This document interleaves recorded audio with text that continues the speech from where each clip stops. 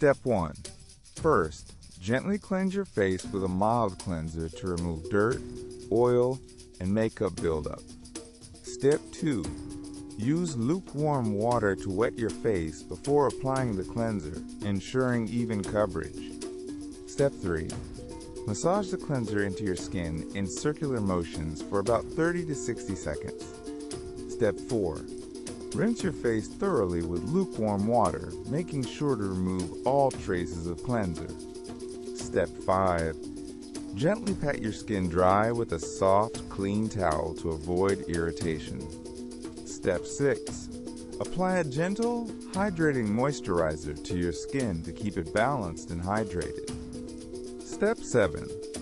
Use upward circular motions to apply the moisturizer, ensuring it's evenly distributed.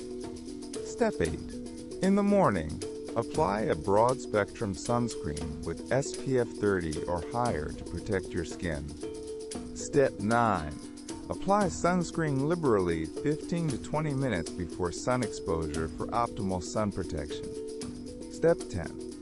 Reapply sunscreen every 2 hours, especially if you're sweating or swimming outdoors.